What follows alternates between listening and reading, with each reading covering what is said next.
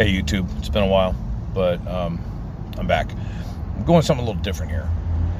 Last week I found out that Dan O'Kelly is being considered for ATF director.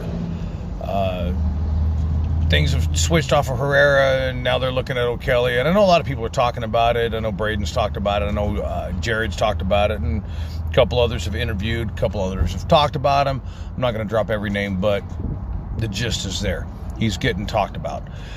Well, I happened to have a personal conversation with him, several actually, over the last 5 years or so. I got into a case where PD confiscated some guns of mine, and I had a little can on the end when I was going to make a linear compressor.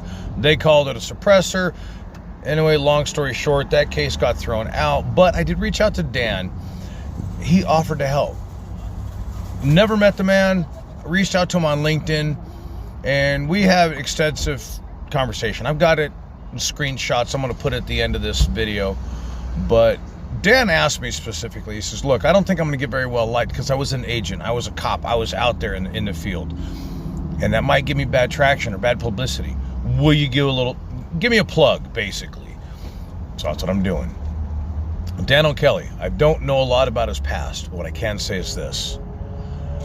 Complete stranger hits him up on LinkedIn, says, I've got a problem with ATF possibly coming after me. Can you help?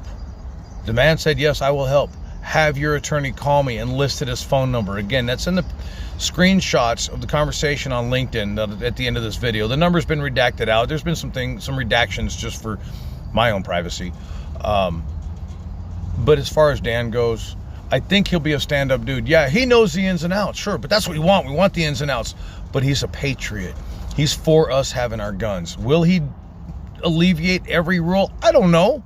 But do I think he's a good man for the job? Yeah, I do. Because of the fact that he was willing to go to bat for a nobody like me that he had never met, telling me the ins and outs of what the ATF is going to look at and how we can possibly win. And guess what? I did. I won. I didn't get my little attachment back, but I don't care. I got my rifle back, and that's the important thing.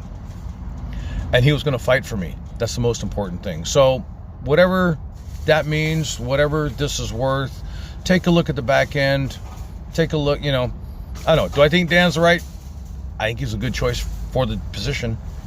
We'll see. Anyway, thanks for listening. Take a look.